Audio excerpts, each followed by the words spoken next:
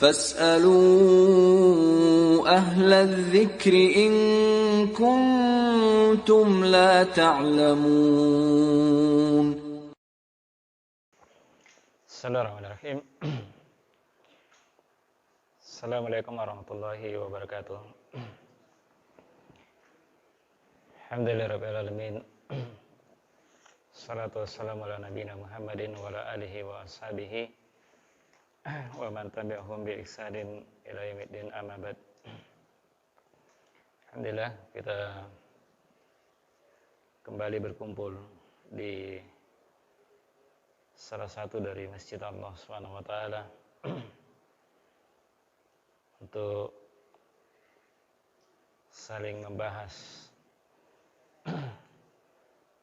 dari tafsir Al-Qur'an yang merupakan ilmu yang paling mulia, karena itu adalah kalamnya Allah Subhanahu wa taala.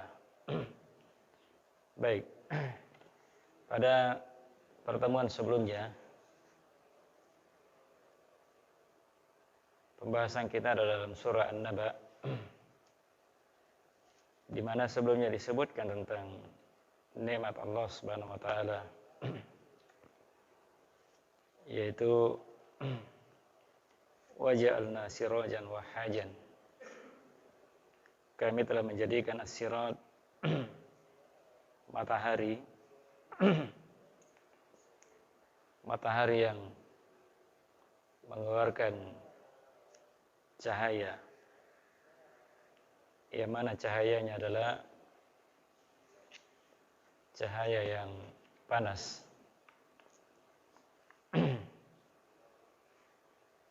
Baik, jadi sebagaimana juga disebutkan sebelumnya, cahaya matahari ketika di musim panas itu akan sangat panas, dan itu terjadi di beberapa tempat di belahan bumi. Dan yang lalu juga sudah disebutkan bahwa hawa panas dari sinar matahari itu adalah merupakan faihi jahannam, semburan dari neraka jahannam. Sedangkan satu semburan lagi dari neraka jahannam ketika di musim dingin, itu dikatakan zanzahir, zamharir jahannam. Baik, kemudian berikutnya, di ayat berikutnya disebutkan wa anzalna minas sama'i wa anzalna minal mu'sirati ma'an sajjajan. Jadi sebelumnya disebutkan tentang matahari yang merupakan nikmat Allah Subhanahu wa taala. Banyak manfaat yang bisa kita dapatkan dari cahaya matahari. Apalagi di masa-masa kita sekarang musim hujan, sangat dibutuhkan cahaya matahari untuk menjemur pakaian, untuk menyalakan api, kemudian menjadikan buah-buahan menjadi matang dengan sinar matahari, dan berbagai macam manfaat yang didapatkan. Kemudian setelahnya kebalikannya, wa anzalna minal mu'sirati ma'an sajjajan. Kami menurunkan minal mu'sirah, yaitu dari awan, ma'an sajjajan. Kami menurunkan dari awan itu sajjajan, ma'an sajjajan, air yang banyak, air yang begitu banyak. Jadi air di dalamnya ada sifatnya yang dingin, dan air juga yang dengannya kemudian bumi itu menjadi hidup kembali. Ketika sebelumnya dia kering, tandus, dengan adanya air, tanah itu menjadi subur. Tumbuh-tumbuhan bisa hidup padanya, bisa hidup padanya. Jadi wa anzalna minal mu'sirati. Jadi kami menurunkan dari mu'sirat. Mu'sirat adalah awan. Jadi Allah Subhanahu wa taala mensifatkan awan itu dengan mu'sirat. Mu'sirat itu artinya pemeras, yang memeras. Jadi ketika misalnya seseorang mencuci kemudian dia peras, pakaiannya akan keluar air dari pakaian itu. Itu makanya dikatakan wa anzalna minal mu'sirati, seakan-akan dia diperas sehingga dengannya kemudian turun air di situ. Kemudian turun air dari celah-celah awan itu. Yaitu ma'an sajajan, yaitu air yang begitu banyak. Air yang begitu banyak yang kemudian mengalir di atas muka bumi. Di atas muka bumi. Jadi walaupun ketika air itu terlalu banyak juga akan merugikan manusia. Kadang terjadi banjir bandang dan sebagainya. Itu Allah Subhanahu wa taala. Ini merupakan nikmat Allah Subhanahu wa taala yang turunkan kepada manusia, diturunkannya air. Manusia ketika tidak memiliki air atau kekurangan air, dia akan merasa susah. Kesusahan ketika dia tidak memiliki air. Karena itu kebutuhan pokok. Kebutuhan pokok manusia. Baik, kemudian linukhrija bihi habba wa nabatan. Yang dengannya lah kemudian kami keluarkan dengan air itu yang turun dari langit ke bumi, kami keluarkan habban wa nabatan.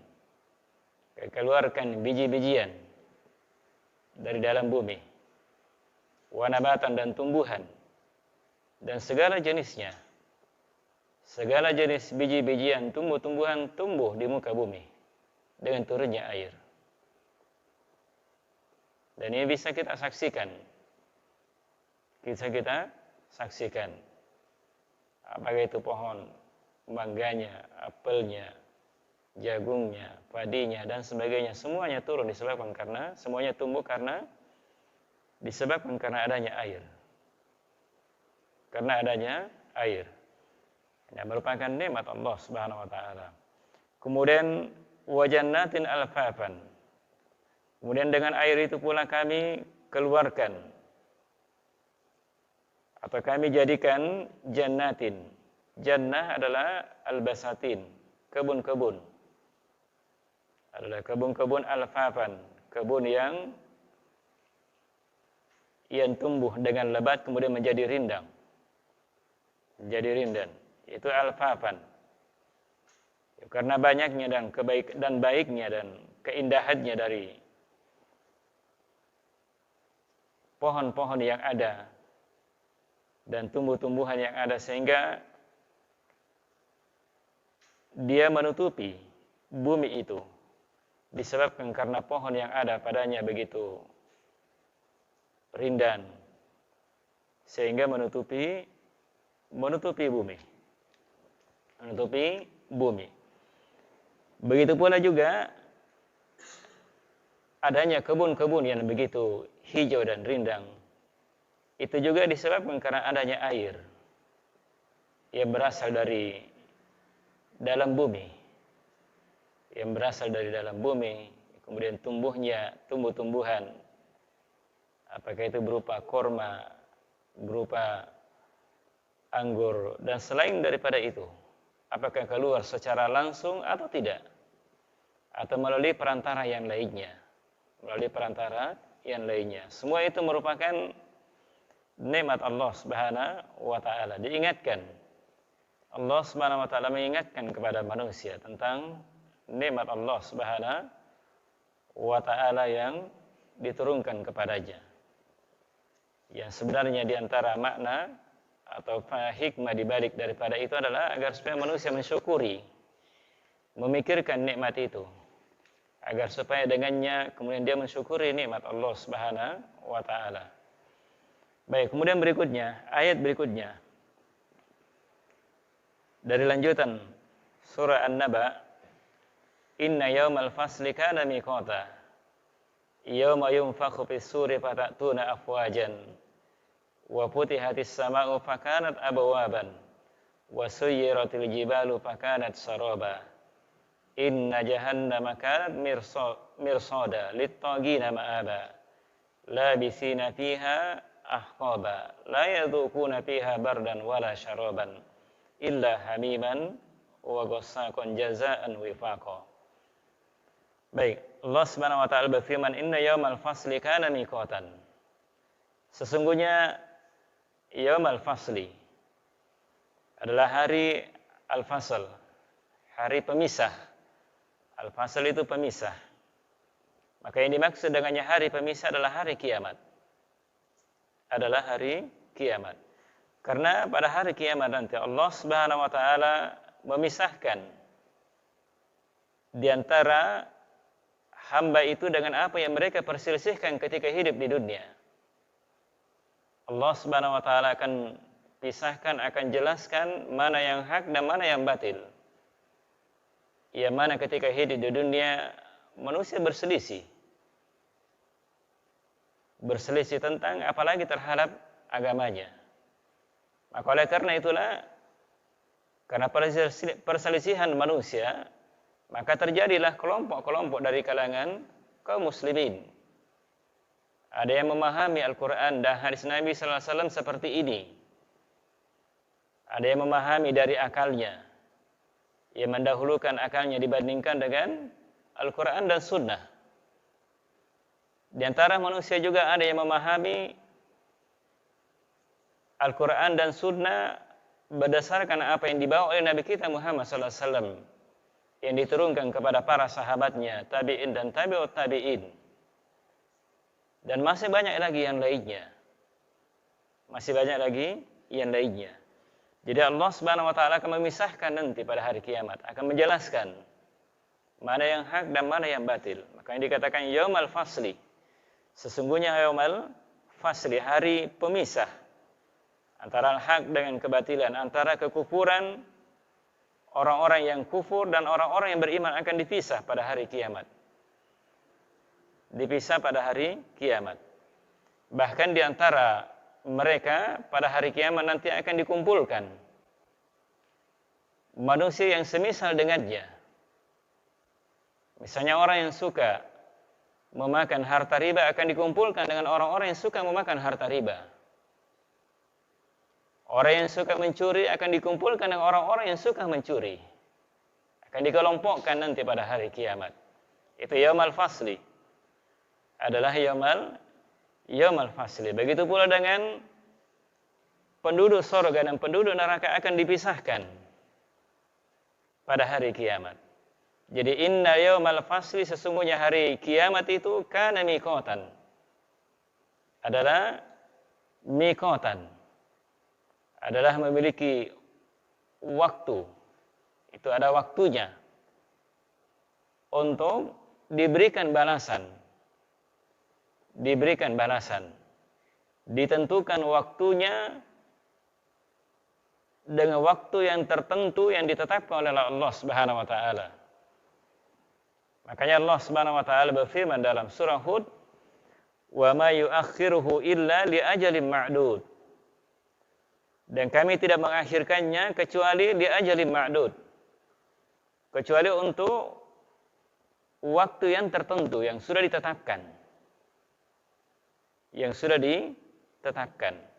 Jadi semuanya ditetapkan oleh Allah Subhanahu wa taala. Jadi pada hari kiamat itu adalah waktu yang telah ditentukan.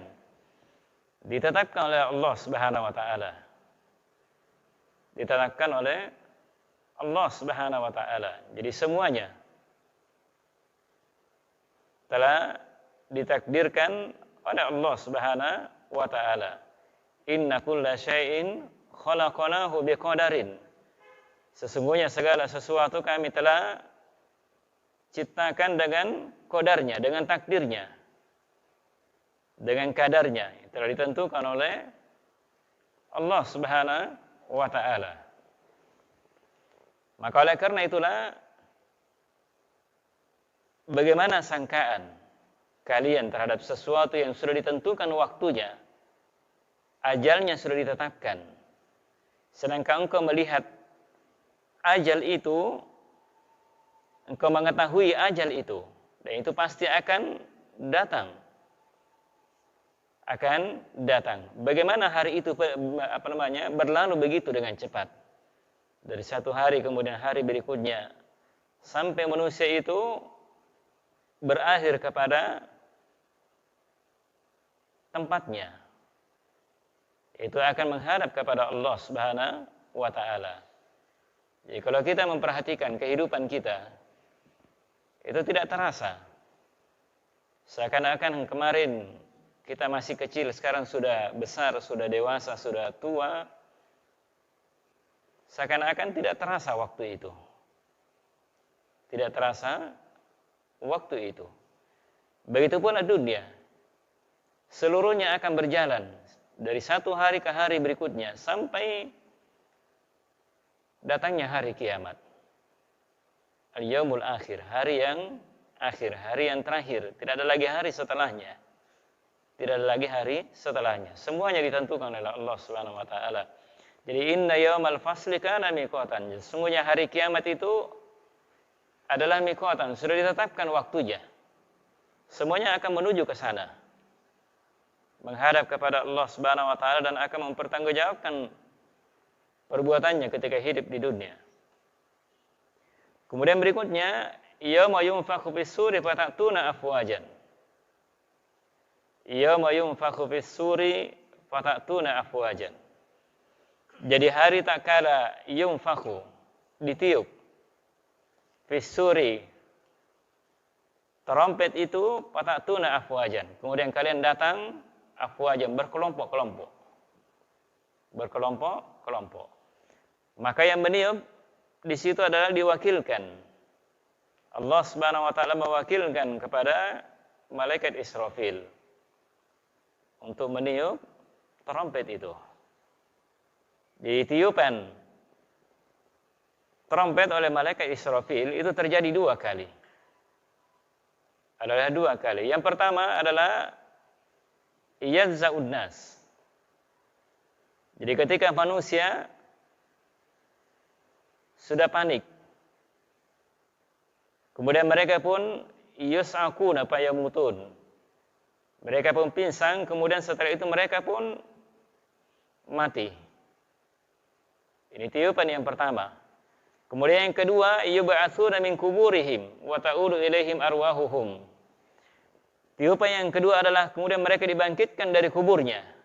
Jadi seluruh manusia dari awalnya sampai akhirnya kemudian dibangkitkan oleh Allah Subhanahu wa taala pada tiupan yang kedua dari kuburan mereka. Kemudian roh mereka akan dikembalikan ke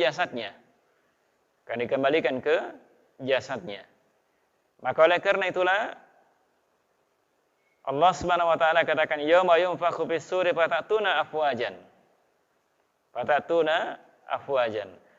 Artinya seakan-akan di sini makna dari ayat ini bahwa kalian hidup sebelumnya, kemudian fatatuna afwajan. Kemudian setelah itu datang berkelompok-kelompok.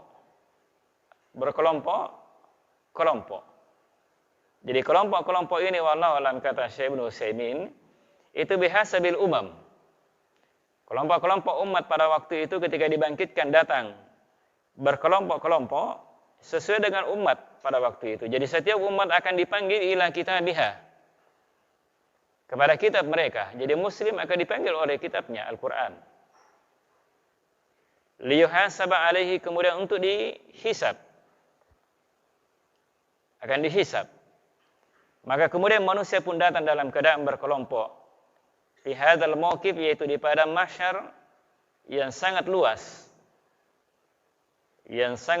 Kemudian yang mana Allah Subhanahu wa taala menjadikan tempat itu qa'an saf-safan la tara fiha iwajan wala anta. Di tempat yang datar dan tidak ada padanya, tempat yang tinggi dan rendah tidak ada, rata tempat waktu itu. Tidak ada yang tinggi, tidak ada yang rendah, rata. Itu di padang mahsyar. Adalah di padang mahsyar. Manusia dikumpulkan oleh Allah Subhanahu wa taala.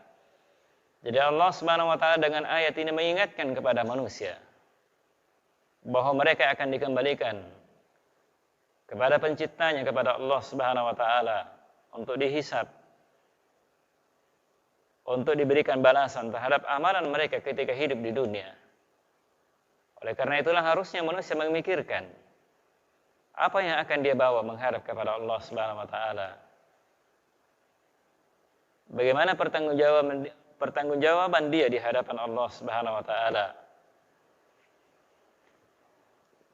dengan amalannya ketika dia hidup di dunia. Jadi yauma yunfakhu fis suri fatatuna afwajan. Jadi hari ketika trompet itu ditiup oleh malaikat Israfil, kemudian manusia datang pun dalam keadaan berkelompok.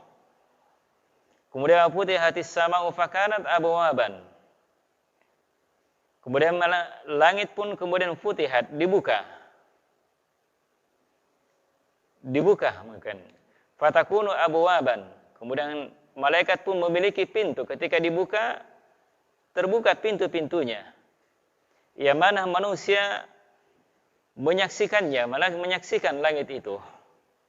Setelah sebelumnya hanya seperti atap saja yang senantiasa dijaga oleh Allah Subhanahu wa taala. Maka pada hari itu, pada hari kiamat, pintu langit itu akan terbuka. Dari sini menunjukkan kepada kita bahwa betapa sempurna kekuatan Allah Subhanahu wa taala. Yang mana langit yang 7 lapis yang begitu kuat, yang Allah Subhanahu wa taala menjadikannya pada hari kiamat seperti ka'an lam takun, seperti seakan-akan sebelumnya tidak ada.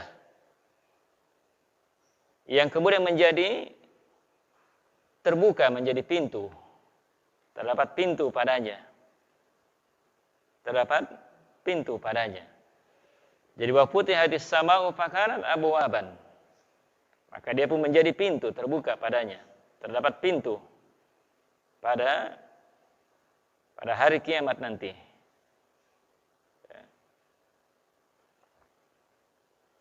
Dan juga disebutkan dalam surah yang lain, dalam surah Al-Ma'arij disebutkan yauma takunus sama'u kalmuh wa takunul jibalu kal'in. Jadi hari itu, pada hari kiamat, langit itu seperti cairan tembaga, mencair, yang sebelumnya begitu kuat, diciptakan oleh Allah Subhanahu wa taala. Ini karena kesempurnaan kekuatan Allah Subhanahu wa taala. Wa takunul jibalu kal'ihn, dan gunung-gunung itu seperti bulu berterbangan ke sana kemari. Berterbangan ke sana kemari, menunjukkan bahwa betapa ngerinya pada hari-hari seperti itu, hari kiamat nanti. Kemudian juga sifat yang lain disebut oleh Allah Subhanahu wa taala, yaitu inna jahannama, atau kemudian disebutkan wasuyiratil jibalu fakanat saroba. Wasuyiratil jibalu fakanat saroban. Yaitu di gunung-gunung itu seakan-akan berjalan. Fakanat saroban. Seakan-akan gunung itu seperti fata morgana. Jadi gunung yang begitu besar, itu seperti bulu berterbangan ke sana kemari. Berterbangan ke sana kemari. Ini menunjukkan bahwa betapa besar kekuatan, keperkasaan Allah Subhanahu wa taala. Ini mengingatkan kita semua tentang kebesaran kekuasaan Allah Subhanahu wa taala. Yang harusnya manusia memikirkan hal itu. Sehingga dengannya lah kemudian dia beribadah kepada Allah Subhanahu wa taala. Tidak ada manusia atau siapapun yang memiliki kekuatan, kekuasaan seperti yang dimiliki oleh Allah Subhanahu wa taala. Kemudian inna jahannama kanat mirsadan. Kemudian sesungguhnya jahannam itu, ini juga peringatan Allah Subhanahu wa taala kepada kita semuanya, bahwa sesungguhnya neraka jahannam itu kanat mirsadan. Artinya jahannam itu adalah tempat pengintai yang disiapkan untuk orang-orang at-taghib, Disiapkan untuk orang-orang yang melampaui batas. Melampaui batas. Jadi Jahannam itu memiliki beberapa nama. Jadi dia dinamakan dengan Jahannam. Kenapa? Karena Jahannam itu Dzatu Juhmah. Karena dia adalah zat yang juhmah atau zulmah. Sesuatu yang gelap. Yang gelap karena hitam. Maka kita meminta perlindungan kepada Allah Subhanahu wa taala darinya. Jadi dia adalah mirsadun lit-taghina. Dia adalah pengintai untuk orang-orang yang senantiasa mengintai terhadap orang-orang yang melampaui batas. Orang-orang yang taghin. Yang mana Allah Subhanahu wa taala menyiapkan neraka Jahannam untuk mereka. Semenjak sekarang sudah ada. Ini sebagaimana firman Allah Subhanahu wa taala, "Wattaqun narul lati uiddat lil kafirin." Takutlah kalian kepada neraka Jahannam yang telah disiapkan untuk orang-orang kafir. Disebutkan di situ bahwa takutlah kalian kepada neraka Jahannam yang telah disiapkan, karena di dalam kalimat ini dipakai kalimat fi'il madi, waktu yang telah lampau berlalu, berarti sudah ada sebelumnya. Telah disiapkan untuk orang-orang kafir. Menunjukkan bahwa neraka Jahannam itu sudah ada. Sudah disiapkan oleh Allah Subhanahu wa taala. Begitu pula Nabi kita Muhammad sallallahu alaihi wasallam diperlihatkan neraka Jahannam ketika beliau sedang salat gerhana. Salat gerhana, yang mana Nabi kita Muhammad sallallahu alaihi wasallam melihat di dalamnya seorang wanita yang diazab disebabkan karena kucing.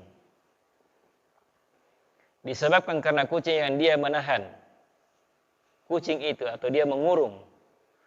Kucing itu dia tidak berikan makan kepadanya dan tidak juga melepaskannya.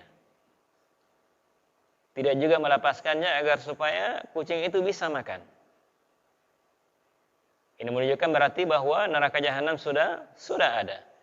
Begitu pula Nabi Muhammad SAW melihat di dalamnya Amr ibn Luhai yang menyeret perutnya. Amr ibn Luhai itu di dalam neraka Jahannam menyeret perutnya. Kenapa? Dia dipastikan masuk ke dalam neraka Jahannam karena dikabarkan oleh Nabi kita Muhammad SAW. Amr ibn Luhai itu dimasukkan ke dalam neraka Jahannam karena dia adalah orang yang pertama yang memasukkan kesyirikan ke negeri Arab. Adalah orang yang pertama memasukkan bentuk kesyirikan ke negeri Arab. Makanya hukumannya Allah Subhanahu wa taala memasukkan dia ke dalam neraka Jahannam. Menunjukkan dari kisah ini menunjukkan bahwa neraka Jahannam sudah ada. Itu sudah ada. Kemudian juga Allah Subhanahu wa taala juga katakan inna jahannama kanat mirsada lit-taghina ma'aban. Itu adalah tempat mengintai terhadap orang-orang yang melampaui batas. At-taghun artinya orang yang melampaui batas. Artinya dia melampaui batas-batas yang telah ditetapkan oleh Allah Subhanahu wa taala. Batas-batas yang telah ditetapkan oleh Allah Subhanahu wa taala. Secara umum, batasan Allah Subhanahu wa taala disebutkan dalam surah Az-Zariyat. Allah Subhanahu wa taala berfirman, "Wa ma khalaqtul jinna wal insa illa liya'buduni." Tidaklah aku menciptakan jin dan manusia kecuali hanya untuk beribadah kepadaku saja. Ini cakupannya umum. Ini ketentuan Allah Subhanahu wa taala, batasan Allah Subhanahu wa taala bahwa manusia diciptakan hanya untuk beribadah saja kepadanya. Jadi manusia diciptakan untuk beribadah. Menyembah kepada Allah Subhanahu wa taala. Mengikuti syariat Allah Subhanahu wa taala sebagaimana yang terdapat di dalam Al-Qur'an dan juga terdapat di dalam hadis Nabi kita Muhammad sallallahu alaihi wasallam. Ini perintah batasan Allah Subhanahu wa taala. Jadi kalau ada yang perintah untuk salat tapi dia tidak salat, berarti dia melampaui batas namanya. Melampaui batas ketentuan Allah Subhanahu wa taala. Atau mungkin juga ada sesuatu dianggap ibadah tapi itu tidak diperintah oleh Nabi kita Muhammad sallallahu alaihi wasallam. Allah Subhanahu wa taala juga tidak memerintahnya. Tidak memerintahnya, maka dianggap melampaui batas. Seperti sebahagian manusia, ada yang ketika sholat Jumat, selesai sholat Jumat dia sholat duhur 4 rakaat lagi. Ini tidak ada perintah di dalam Al-Quran. Tidak ada juga perintah dari Nabi kita Muhammad sallallahu alaihi wasallam untuk sholat duhur setelah sholat Jumat. Ini namanya melampaui batas, ketentuan, batasan-batasan Allah Subhanahu wa taala. Begitu pula Allah Subhanahu wa taala menetapkan batasannya tentang misalnya bagi mereka yang memiliki harta, yang ketika sudah sampai haulnya 1 tahun, kemudian sampai nisabnya, maka dia wajib mengeluarkan zakat hartanya. Maka ketika dia tidak mengeluarkannya, berarti itu adalah melampaui batas namanya. Tidak sesuai dengan ketentuan Allah Subhanahu wa taala. Neraka jahanam disiapkan untuk orang-orang yang seperti ini. Disiapkan lit-taghina ma'aban, untuk orang-orang yang melampaui batas. Ma'aban sebagai tempat kembali mereka. Tempat kembali mereka. Dan juga di antara batasan-batasan Allah Subhanahu wa taala itu adalah pada hak-haknya Allah Subhanahu wa taala dan juga hak-hak hambanya. Jadi ada ketentuan-ketentuan di dalam haknya Allah Subhanahu wa taala. Yang mana manusia adalah kewajiban dia untuk beribadah kepada Allah Subhanahu wa taala. Apakah itu mengimani tentang keesaan Allah Subhanahu wa taala, mengimani tentang rububiyah Allah Subhanahu wa taala, mengimani bahwa Allah yang berhak, semata-mata yang berhak untuk diibadahi, ini hak Allah Subhanahu wa taala. Atau dengan kata lain bahwa kewajiban yang dilakukan oleh manusia, kewajibannya, misalnya apakah dia salatnya, apakah dia puasanya, misalnya puasa Ramadannya, itu haknya Allah Subhanahu wa taala. Apakah itu zakat hartanya yang wajib dia keluarkan? Apakah itu merupakan nafkah yang wajib dia keluarkan untuk anak dan istrinya? Ini hak-haknya atau haknya Allah Subhanahu wa taala. Atau kemudian hak-hak dari hambanya. Saya ulangi, hak dari hamba, banyak di antara hak hamba juga. Misalnya berkata jujur kepada manusia.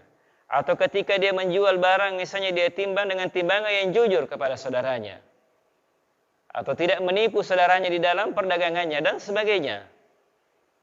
Atau tidak mengganggu saudaranya, apalagi ketika dia bertetangga. Ini hak dari hamba. Jadi kalau dia tidak melakukannya atau mungkin melampaui batas, mengganggu tetangganya atau mungkin dia menipu saudaranya ketika dia berdagang dan sebagainya, itu berarti orang yang melampaui batas. Melampaui batas. Ini Allah Subhanahu wa taala disiapkan, bukan berarti bahwa dia dipastikan masuk ke dalam neraka, tidak, tapi itu Allah siapkan untuk mereka, orang-orang yang seperti itu. Ini dilarang dalam hal yang seperti ini. Makanya Nabi kita Muhammad sallallahu alaihi wasallam dalam hadis yang lain disebutkan, inna dima'akum wa amwalakum wa a'radakum alaikum haramun. Sesungguhnya darah-darah kalian, harta kalian dan kehormatan kalian itu haram atas kalian. Artinya tidak boleh kita menumpahkan darah, apalagi darah kaum muslimin, kecuali dengan hak tentunya. Dengan hak. Di masa-masa kita sekarang banyak orang dengan seenaknya menumpahkan darah kaum muslimin. Terjadi tawuran atau yang lainnya. Perang antara kelompok dari kaum muslimin dan sebagainya. Begitu pula tidak boleh kehormatan manusia, darahnya, hartanya. Hartanya juga tidak boleh kita mengambil tanpa hak.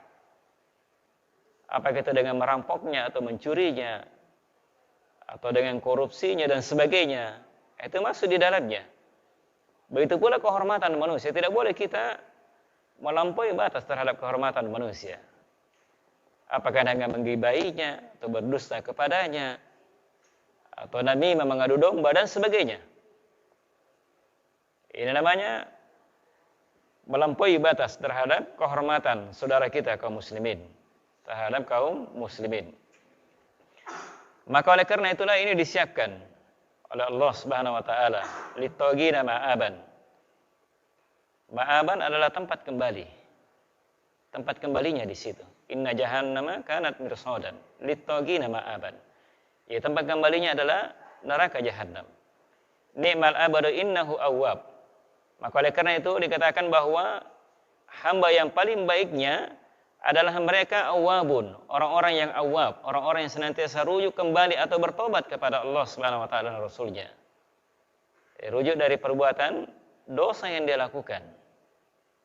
Dosa yang dia lakukan. Kemudian labisina fiha ahqaban. Jadi mereka tinggal di dalamnya fiha ahqaban.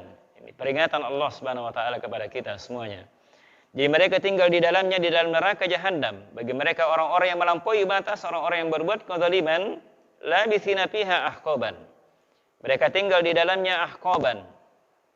Ahqaban di situ adalah waktu yang sangat panjang. Waktu yang sangat panjang. Jadi telah ditunjukkan di dalam Al-Qur'an bahwa waktu ini adalah tidak ada la nihayata laha, tidak ada batasnya. Tidak ada batasnya, menunjukkan bahwa anna madadun abadiyah, itu adalah waktu yang abadi.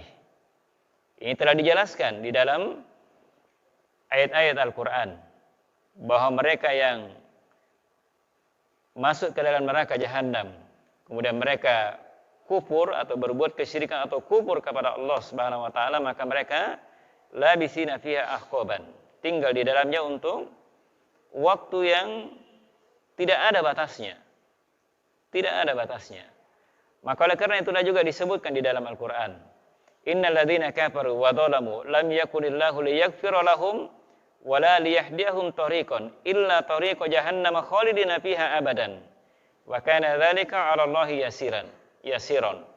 Sesungguhnya orang-orang kafir dan mereka orang-orang yang berbuat kezaliman, termasuk orang-orang yang berbuat kesyirikan, Allah Subhanahu wa taala tidak akan memberikan ampunan kepada mereka.